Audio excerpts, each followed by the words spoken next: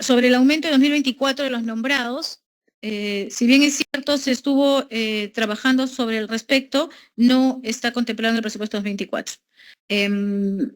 Bueno, sobre la CTS para el año 2023 se encuentra en el PIA de cada unidad ejecutora y eso se paga cuando el docente se retira de la carrera pública magisterial, no se paga antes, ¿no? Y respecto al 50% del año 2022 se va a aprobar con el crédito suplementario también. Aunque hubo un adelanto de respuesta, pero las cosas hay que decirlas claras. Respecto al pago de CTS, Decreto Supremo 185-EF, solo se transfirió presupuesto para Arequipa, Ayacucho, Cajamarca, La Libertad, Piura, Lima. ¿Y el resto del Perú? ¿Qué pasó? ¿Dónde está la responsabilidad? Y esperemos que la ministra, que es una suerte de abogada del sector, de los profesores, de los trabajadores, ponga sus mejores oficios para que esto se concrete y se pague la CTS, porque ya eso está por ley, no se puede discutir. Tiene el uso de la palabra, señora ministra, hasta por 15 minutos. Señor presidente, por su intermedio, voy a dar respuesta a las diferentes preguntas que se han esbozado de parte de los congresistas. Respecto, a ver, ¿dónde empieza? El congresista Flavio Cruz hacía varias preguntas respecto a los proyectos de inversión. Quisiera señalarle que hay 57 proyectos de inversión cuyos expedientes técnicos han sido ya aprobados por ACITEC y que a la fecha seguimos en coordinación con el MEF para el tema de la fuente de financiamiento. En cuanto a PRONIT, hay un 44% de inversiones. Se tiene previsto también la valorización en este cuarto trimestre de 471 módulos en fabricación e instalación, así como hay varios procesos que ya están encaminados para atender las emergencias. Antes de seguir dando respuesta, yo quisiera señalarle a todos los congresistas que han tenido la gentileza de escuchar la presentación que nuestra mayor preocupación está en mejorar las condiciones de educabilidad de los alumnos, mejorar sus aprendizajes, mejorar las condiciones de los maestros, su formación. Y en ese entendido estamos y hemos revisado justamente van a ser nuestras prioridades, no para el próximo año, sino desde este momento, ¿no? Y ahí queremos señalar que las cunas, justamente en atención a los niños menores de 3 años, van a permitir que las madres de familia también puedan acceder al mundo laboral, porque van a tener la oportunidad de tener a los niños, digamos, durante 8 horas diarias para poder también atender esta situación económica que es compleja en el país. Por otro lado, en cuanto a la primaria y la secundaria, tenemos grandes retos que pasan justamente por los procesos de formación de los docentes. Entonces, sí, efectivamente, nosotros estamos impulsando el programa de formación docente y a partir de eso, una continuidad también de autoformación de los maestros para el otro año.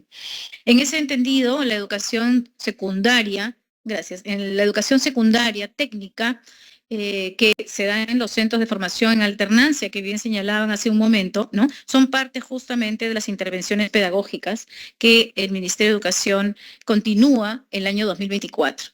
¿No? Solamente con una tingencia y es asegurar que esas condiciones en esos CERFAS mejoren, porque ciertamente hay varios colegios en alternancia en las zonas rurales que requieren una intervención y para ello se está destinando también más de 11.8 millones para el fortalecimiento de la educación rural y educación intercultural bilingüe. Por otro lado, en este proceso de priorización también está el tema de las universidades. Y aquí han hecho hincapié en qué ha pasado con algunas universidades que, en el caso Ucayali concretamente, ¿no? A quien se le destinó un monto determinado y a la fecha ha ejecutado el 84%. Entonces, coordinaremos con las universidades y ellos no olvidemos que tienen autonomía y nosotros estamos para orientarlas en lo que ellos necesiten, pero finalmente los procesos de implementación y ejecución presupuestal dependen en el marco de su autonomía. Entonces, nosotros somos respetuosos, ¿no? Y no podemos vulnerar esos procesos. Sin embargo, estamos trabajando con todas las universidades públicas para fortalecerlas. Hoy 19 y mañana 20 tienen, por ejemplo, un taller interno, ¿no? Porque su ejecución presupuestal es muy baja y esa ejecución básicamente que tiene problemas es baja en inversiones. Entonces, ciertamente sí, casi en 8 meses, 9 meses no han podido invertir, es porque tienen algún tipo de falencia en las capacidades, competencias o en algunas trabas que encuentran en esos procesos. Por lo tanto, el Ministerio de Educación, en coordinación con la Secretaría de Planificación Estratégica a través de la Unidad de Presupuesto Público y el Ministerio de Economía y Finanzas, está llevando a cabo hoy mañana un taller con todas las personas responsables de la ejecución en las universidades públicas para poder apoyarlos en estos procesos. Entonces, eso va a ayudarnos también a ir reconociendo como actores públicos que tenemos falencias y que no está mal que las tengamos. Lo mal es quedarnos ahí y tenemos que ejecutar y ciertamente todos ustedes saben que el sector público es complejo. Entonces, hay muchas trabas debido a, lamentablemente, a la corrupción que ha tenido nuestro país, pues tenemos muchísimos candados también y a veces se les hace imposible a quienes tienen que ejecutar hacerlo. Y para eso es que estamos apoyando a las universidades públicas para poder mejorar en sus procesos de inversión. Y ese es el caso concretamente también de una universidad como la de Ucayali, ¿no? En relación a todo el tema de los maestros y los pagos de algunos aspectos que estaban pendientes, como la CTS, como inclusive la creación de plazas, todo eso se ha incorporado en el proyecto de ley, ¿no? Que incluye todos esos déficits que están sin considerar y están presupuestados, ¿no? Entonces, hay una disposición ya en ese proyecto de ley, en el crédito suplementario, en el artículo 6, para el pago de la CTS. Entonces, por ahí les doy la tranquilidad de que eso se va a cumplir, ¿no? Para el año 2024, las plazas, ¿no? Para docentes se está incrementando en 85 millones y para los institutos 69 millones. La conversión de instituciones unidocentes a bidocentes, recordarán que fue algo que se señaló con mucha prioridad de parte de la Presidenta de la República, es algo que no debería de sorprendernos que tenga destinado más de 100 millones, básicamente porque todos los resultados de aprendizaje en los últimos años nos han demostrado que los peores resultados de aprendizaje están en las instituciones unidocentes. Y eso no significa que los maestros no tengan capacidades, pero cualquier maestro con 6 grados a la vez se le hace imposible poder garantizar los resultados esperados en las diferentes áreas curriculares. Entonces, pasar de 6 grados a 3 grados, le reducimos en el 50% el problema al maestro. Y parte de nuestro esfuerzo es mejorar las condiciones de nuestros maestros para que cumplan de manera eficiente su trabajo. Eso es como si le pusiéramos a un médico, no sé, pues 10 personas en UCI a la vez. Eso no va a poder atenderlas ni va a poder tener los resultados esperados. Entonces, creo que estamos dando un gran paso como país en convertir escuelas unidocentes a multigrado, bidocentes de momento, ¿no? Pero que va a contribuir sin lugar a dudas a quienes también las vamos a acompañar y reforzaremos en esos procesos de enseñanza y aprendizaje. En relación a lo que señalaba el congresista Flavio Cruz también, el Minedu tiene pendiente de transferir casi 1.000 millones a los GORES para el incremento remunerativo de los docentes, entre otros beneficios. La ejecución 2023... La ejecución 2023 se proyecta en 96% al 31 de diciembre. Quisiera señalar aquí que efectivamente cuando uno mira, a veces los números son ingratos, ¿no? Pero en el caso de inversiones, en el caso de contratos, nosotros no podemos cancelar hasta que este no haya sido culminado, ¿no? Por lo tanto, está comprometido el dinero. Ya hay, y cuando digo que hay compromisos es porque hay contratos, ¿no? Pero estos no se pueden pagar sino hasta que culminen y esto será a lo largo de estos meses que quedan en el año. Entonces, por ese lado también confíen en que los funcionarios están trabajando para poder avanzar con resultados concretos. En relación al reglamento de la Ley 31495 sobre la deuda social, se encuentra en trámite en el Ministerio de Economía y Finanzas. Entonces, de momento, esperaremos a cómo avanza ese proceso, ¿no? Y sobre el financiamiento de las plazas, se tiene que el proyecto de ley 4788 se encuentra en la Comisión de Presupuesto para que lo puedan evaluar. La congresista Acuña me preguntaba sobre el tema de los PRONOIS, ¿no? En el caso de los programas no escolarizados de educación inicial, ciertamente ahí tenemos una gran preocupación. Efectivamente, las promotoras educativas reciben una propina, ¿no? Y hemos opinado en su momento a favor para incrementar los sueldos a las promotoras y estamos dando una opinión favorable para que dicha iniciativa legal pueda proceder, ¿no?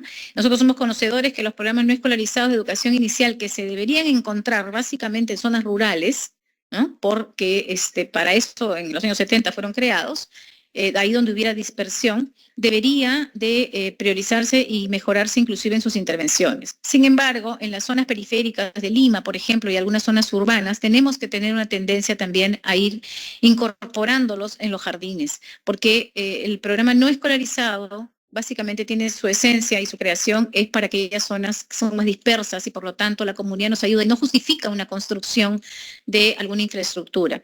Sin embargo, en zonas urbanas creo que tenemos que apostar por crecer en cobertura a partir de los jardines de educación inicial para que estos niños se incorporen y reciban además otras condiciones que el Estado de alguna manera sí está en condiciones de poder dar, ¿no? Y finalmente, no sé si se me escapa alguna. A ver, algo más.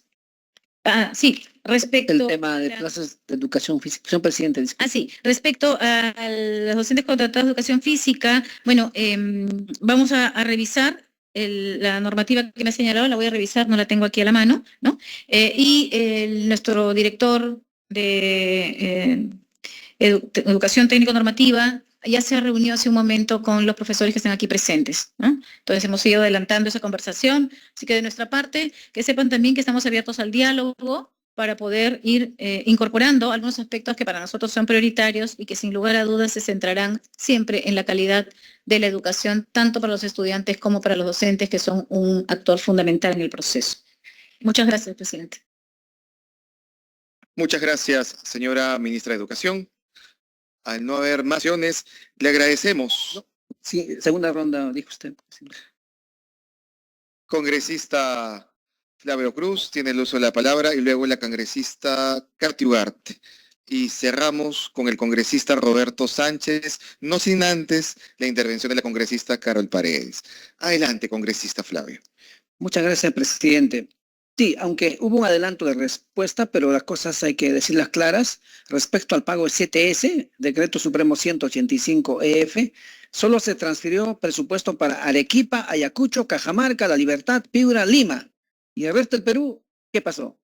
¿Dónde está la responsabilidad? Y esperemos que la ministra, que es una suerte de abogada del sector, de los profesores, de los trabajadores, ponga sus mejores oficios para que esto se concrete y se pague la CTS, porque ya eso está por ley, no se puede discutir. Sobre Pronois, presidente, en la Comisión de Educación esta mañana acaba de aprobarse por insistencia después de la observación del Ejecutivo. Así que una buena noticia para los programas no escolarizados y saludo que la ministra esté respaldando esa norma. Quiero concentrarme en un solo punto, presidente, porque la verdad el proyecto es amplísimo. El numeral artículo 95 del proyecto de ley de presupuesto sobre mantenimiento y acondicionamiento de locales educativos.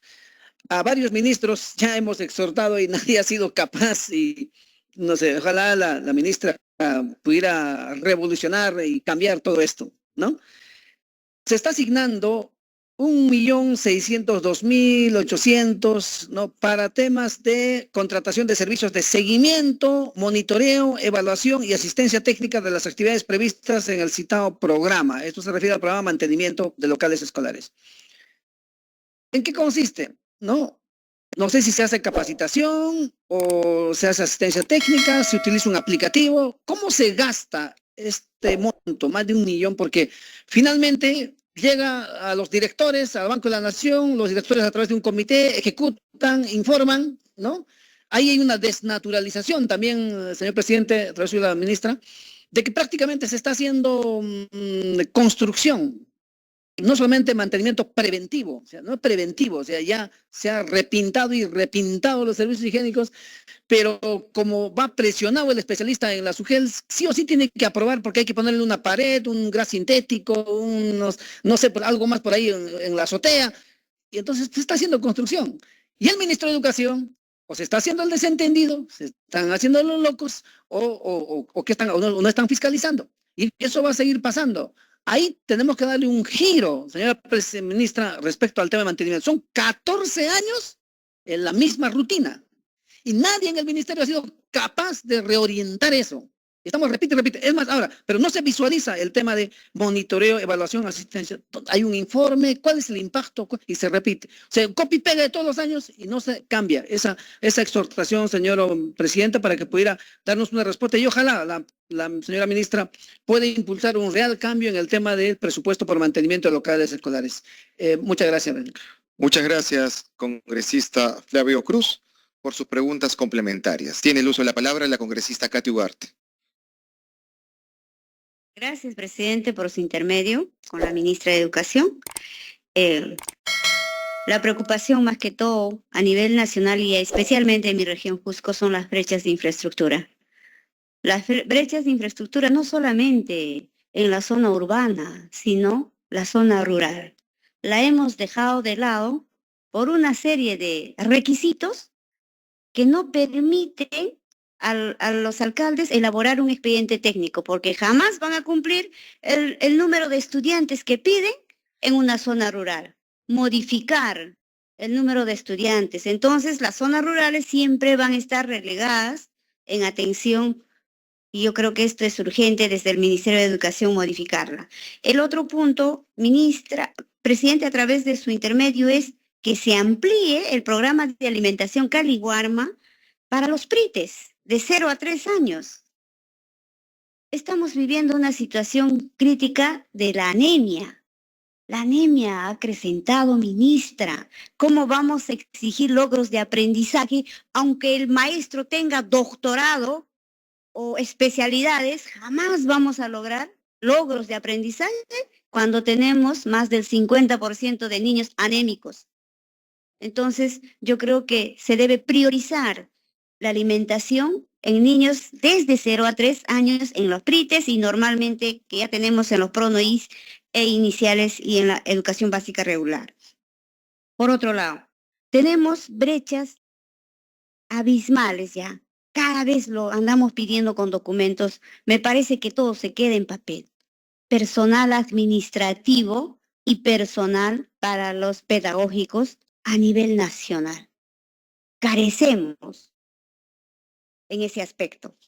Por otro lado, señora ministra, decirle que nosotros hemos tenido una reunión con la anterior ministra donde hemos exhortado que se le haga un descuento del 0.5 a los maestros al haber tenido una reunión de un convenio colectivo de las cuales el Magisterio Nacional está atento a ello. Entonces, eso sería mi participación. Muchas gracias. Muchas gracias, congresista Katy Ugarte. Antes de ceder el uso de la palabra al congresista Roberto Sánchez, quiero hacer mención que esta comisión, desde la mesa directiva, tiene la plena convicción de combatir la anemia y para ello se tendrán que hacer los esfuerzos presupuestales necesarios para que aseguremos el futuro de nuestro país desde ahora. Congresista Roberto Sánchez tiene el uso de la palabra. Gracias, presidente. Solo para reiterar, en la medida de que no ha habido respuesta a lo que ha aludido a la implementación de los servicios de apoyo educativo en el presupuesto 2024, así como a la asignación extraordinaria de presupuestos también este año para la Federación Deportiva Nacional de Personas con Síndrome de Down, a fin de que la Copa América de Full Sail Down pueda ser una realidad, que es este año en noviembre. Gracias. Muchas gracias, congresista Roberto Sánchez. Tiene el uso de la palabra la congresista Carol Paredes. Gracias, señor presidente. Solamente quiero ser bastante puntual, por su intermedio, señor presidente, con la señora ministra. Me gustaría saber dónde se visibiliza el presupuesto para la evaluación de lenguas originarias, porque nosotros, las regiones amazónicas y también las regiones andinas, es lo que se necesita justamente para tener los docentes que corresponden. También dónde se visibiliza el presupuesto de los materiales educativos C y B, de la Escuela del Aire.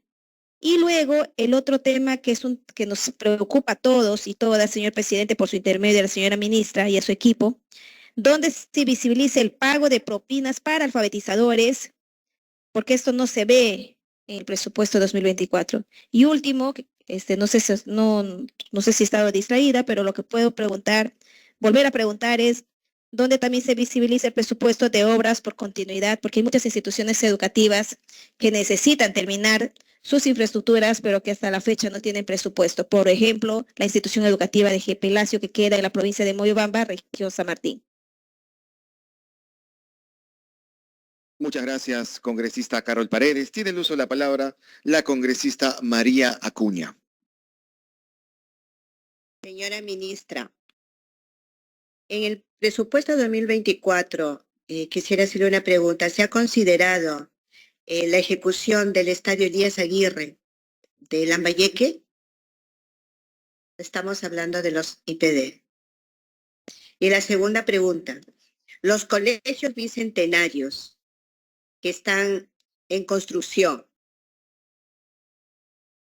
y la ejecución no se ha terminado a nivel del país, ¿hasta cuándo se van a terminar estos colegios que tanto necesita el sector educación. Gracias. Muchas gracias, congresista María Acuña. Tiene el uso de la palabra el congresista Alex Paredes.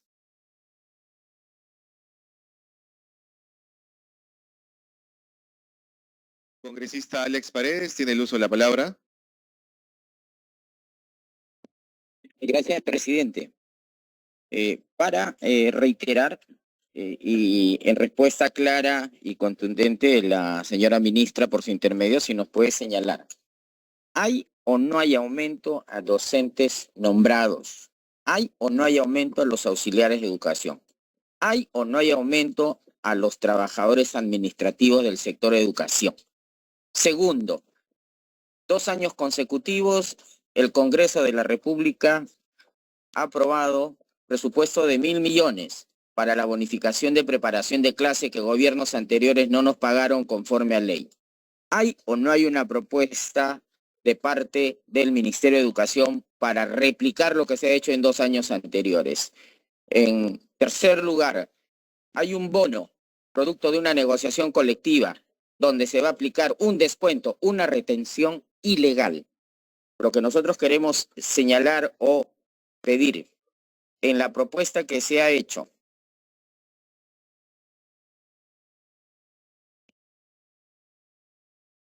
Gracias, congresista Alex Paredes, con esa intervención. Y al no haber congresista Revilla, tiene el uso de la palabra.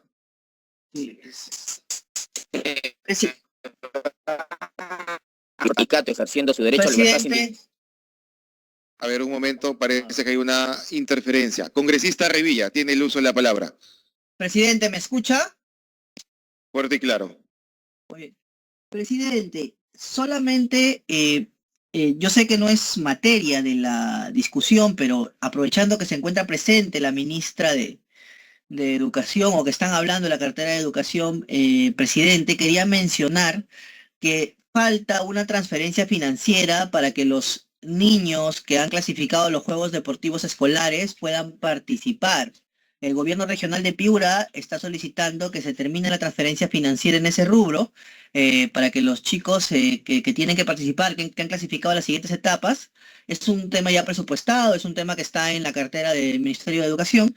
Y bueno, presidente, por favor que se atienda, puesto que ya no, sí, no creo que la austeridad conlleve a también quitarle la participación deportiva a nuestros estudiantes de más bajos recursos a nivel nacional. Por eso, presidente, solicito que se le pueda pedir a la presidenta, a la ministra, que haga la transferencia adecuada al gobierno regional de Piura. Muchas gracias, presidente. Muchas gracias, congresista Revilla, y aprovecho su intervención para coordinar y comprometerlo públicamente para realizar la sesión conjunta entre la comisión que usted preside, la Comisión de Economía, y la Comisión de Presupuesto, para efectos de ver algunos temas de relevancia de esta comisión y en especial de nuestro país. Al no haber más oradores... Señor presidente, ahí habíamos levantado la mano, Miguel Sixia. Congresista Sixia, tiene el uso de la palabra. Gracias, señor presidente, señores congresistas, miembros de la comisión, señora ministra, saludarles. Efectivamente, al mismo reclamo que está haciendo la congresista María Acuña con respecto al estadio Elías Aguirre de Chiclayo, lo haría pues como congresista de la región de Piura, nuestro estadio Miguel Grau. Señora ministra, ¿cuántos años no está disponible para los alumnos, alumnas, sencillamente para los jóvenes piuranos, piuranas? ¿Cuándo vamos a tener disponible el estadio Miguel Grau, que muy bien, como el Elías Aguirre, estuvieron considerados para los Juegos de la Sub-17, para el Mundial que se iba a llevar a cabo este año acá en el Perú? Y lamentablemente, ese presupuesto que se tenía para arreglar estadios, ¿a dónde ha ido? Entonces le pido, señora ministra, considerar por el IPD mejorar y arreglar de una vez ya el próximo año, con presupuesto el próximo año, el estado Miguel Grau de Piura, que es reclamado por todos los piuranos. Gracias, señor presidente. Muchas gracias, congresista Miguel Sixia. Al no haber otro orador, cerramos la segunda y última ronda para que la señora ministra pueda contestar las preguntas complementarias hasta por 15 minutos. Tiene el uso de la palabra, señora ministra. Muchas gracias, presidente, y muchas gracias por su intermedio a los congresistas. Primero que nada, pido disculpas al congresista Sánchez, que no le di respuesta, efectivamente, me disculpará. En relación a los niños con discapacidad, tenemos dos temas aquí, ¿no? Uno es que los niños con discapacidad, por un lado, se incluyen dentro de la escuela básica regular y para eso ya se está ejecutando con los presupuestos que tenemos este año, porque no podíamos, lo que encontramos, digamos, es lo que podemos asumir, ¿no? Pero se están ejecutando justamente los servicios SAE. También tenemos un apoyo de la cooperación internacional para poder incrementar la atención a estos servicios SAE. Y estamos incorporando también un fortalecimiento de las capacidades de los maestros, porque no es fácil. Que la norma dice que se incluyan a los alumnos con discapacidad en la escuela básica regular, pero no basta con incluirlos, tenemos que capacitar a los maestros para poder incluirlos. Y estamos en una discusión técnica, básicamente, de si también deberíamos o no, y ahí siempre estamos abiertos, digamos, a escuchar las opiniones, a diferenciar para que las escuelas también comiencen a fortalecerse en algún tipo de discapacidad. Es cierto que no, hay muchas escuelas en el país, son 50.000, pero en un solo colegio habría que discutir realmente, y yo como maestra se los digo, si es que podemos atender a un niño con diferentes tipos de discapacidad, a diferentes niños, digamos, o diferentes discapacidades, porque los maestros necesitan fortalecerse en esa atención. No basta con incluirlos, hay que atenderlos y asegurar su calidad, ¿no? Entonces, por ese lado también estamos revisando ese tema para que no solamente entre el niño, sino que los maestros vayan. Si es un niño ciego, pues trabajar, ¿no?, con capacitaciones para que puedan utilizar el braille. Y si es un niño con sordera, pues igual, ir capacitándonos en el aprendizaje del lenguaje de señas. En relación a la pregunta también que se me hizo sobre el PEMESUD, quiero señalar que es un endeudamiento. Cuando me preguntaba de dónde viene el dinero, este es un endeudamiento con el Banco Interamericano de Desarrollo. Ciertamente ya se ha avanzado para el PEMESUD 2, donde hay una apertura del Banco Interamericano también, porque ustedes saben que estos contratos que se tienen a veces son un poco flexibles. Sin embargo, se ha revisado para poder asegurar que lo que se plantee y el gasto que se haga en ese programa atienda a las necesidades y las prioridades de política pública. En cuanto al mantenimiento preventivo, sí, coincido. Yo creo que todos hemos sido testigos que hace poco un niño sufrió paso de corriente fuerte, digamos, en una institución educativa. Y eso estamos oficiando a todas las direcciones regionales y a las instituciones educativas para que prioricen. Si bien es cierto, los presupuestos siempre van a ser exiguos y nunca van a ser suficientes, tenemos que priorizar. Y dentro de esa priorización tenemos un protocolo que señala claramente que hay aspectos como, por ejemplo, la pintura, que no debería ser la primera prioridad, ¿no?, sino, por ejemplo, los aspectos eléctricos, ¿no? Y en ese momento todos sabemos, hace varios meses ya que tenemos el niño global encima y tenemos que asegurar que los directores de las instituciones educativas y las APAFAS, que son asociaciones de padres de familia, y los CONEIS, que existen por alguna razón, ¿no?, puedan revisar y exigir a las instituciones educativas a través de sus directores para, por favor, priorizar este tema que es muy, muy importante y peligroso porque pone en riesgo la salud de los niños. El monitoreo, sí se hace monitoreo. Las unidades de gestión educativa local son las que tienen esa función. Y yo quiero insistir en el rol rector del ministerio. Y eso no significa que nosotros no tengamos que hacer seguimiento u orientación, pero sí significa que tampoco tenemos el suficiente personal como para ir a 50.000 escuelas. Entonces, los gobiernos regionales y los gobiernos locales tienen que cumplir un rol importante. Y en ese sentido yo los comprometo y estamos trabajando conjuntamente para poder fortalecer sus capacidades y hacer el rol que corresponde. En cuanto a la modificación del número de estudiantes que señalaba una de las congresistas, aquí es importante señalar que estamos, digamos, abocados a que las instituciones educativas unidocentes se conviertan en bidocentes. Eso ya va a bajar el número de alumnos por docente. Pero tengamos cuidado porque tenemos efectivamente, como bien se señaló, más de 500.000 de alumnos fuera del sistema. Nosotros hemos recibido una propuesta de ley para que se rebaje el número de alumnos por aula. eso sería un riesgo enorme porque va a aumentar el número de alumnos fuera del sistema. Y yo creo que todos los que estamos aquí, bueno, que pasamos la base 4, ¿no? Hemos estudiado y hemos tenido alumnos, hemos tenido aulas de más de 40 alumnos y no pasó nada, ¿no? 35, 40, incluso en mi salón éramos 45, ¿no? Y hay algunos que tenían 50. No quiere decir que sea lo más ideal ni lo óptimo, pero tampoco podemos permitirnos dejar más alumnos fuera del sistema, sino más bien recuperarlos. Entonces, yo pediría a quienes están planteando reducir el número de estudiantes por aula, que tengamos en cuenta esa coyuntura, que es un problema de momento estructural. En cuanto a la ampliación de coaliguar para los PRITE, totalmente de acuerdo. Yo me voy a reunir con el ministro del MIDIS para poder mirar las posibilidades en este aspecto, porque efectivamente a mí me muero la pena pensar que el 43% de los niños tienen anemia y eso no se recupera. Por eso la prioridad justamente de crecer con cunas para poder garantizar desde los primeros años la atención y la educación de los niños. Todo se queda en papel. Bueno, yo creo que esto de aquí es justamente uno de los aspectos que nosotros estamos tratando de impulsar, no solamente en el Ministerio, sino en las direcciones regionales de educación, ¿no? Mayor eficacia, mayor eficiencia y cero burocracia. Sobre el 0.5 que hicieron alusión, eso es una negociación colectiva. Yo no me puedo pronunciar frente a una negociación colectiva que ya se hizo, como comprenderán. Creo que habrán mecanismos y habrán instancias por donde se puede tratar ese tema, no digo que no, pero no desde Sobre la evaluación de lenguas originarias, la Escuela del Aire, los materiales, todo lo que es educación bilingüe sí está presupuestado. No he entrado yo en el detalle de cada uno de los aspectos, pero está presupuestado. Hace un momento señalaba que para educación intercultural, bilingüe y rural, donde se incorpora todo eso, hay poco más, casi 12 millones, ¿no? Que son intervenciones y acciones pedagógicas. Sobre los estadios, tanto Miguel Grau como Elías Aguirre, tengo entendido que en ninguno de los dos casos está contemplado. Sobre el aumento de 2024 de los nombrados, si bien es cierto, se estuvo trabajando sobre el respecto, no está contemplado en el presupuesto 2024.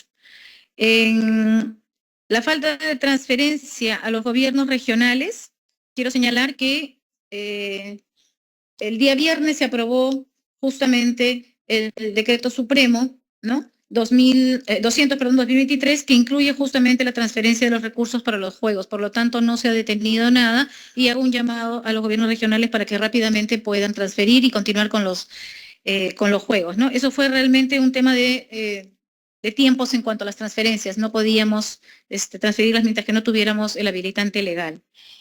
Bueno, sobre la CTS para el año 2023 se encuentra en el PIA de cada unidad ejecutora y eso se paga cuando el docente se retira de la carrera pública magisterial, no se paga antes, ¿no? Y respecto al 50% del año 2022 se va a aprobar con el crédito suplementario también. Sobre los colegios bicentenarios, a la fecha se están entregando las escuelas de contingencia. Se termina en diciembre de este año, 2023, y la infraestructura definitiva, que es la que se está trabajando, empezarán las entregas y las culminaciones de obra según lo que se tiene proyectado a partir de julio del 2024, y eso va a ser paulatino hasta el 2025. No sé si se me pasa alguna más. Creo que no.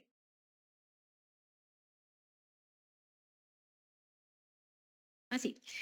Para la Asociación Paralímpica del Perú, para el año 2024, en la ley de presupuesto, tiene prevista una subvención para la Asociación Nacional Paralímpica del Perú hasta por 2.9 millones. Listo. Muchas gracias, presidente, por su intermedio.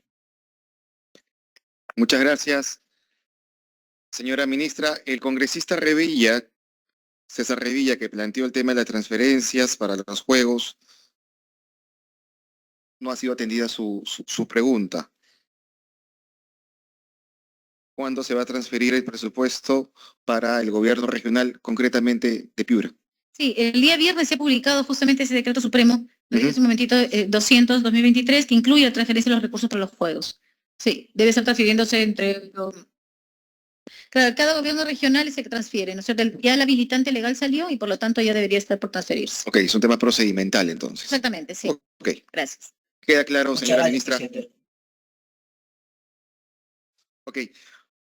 Al no haber más preguntas, se agradece la presencia de la señora ministra de Educación, Miriam Ponce Vertis,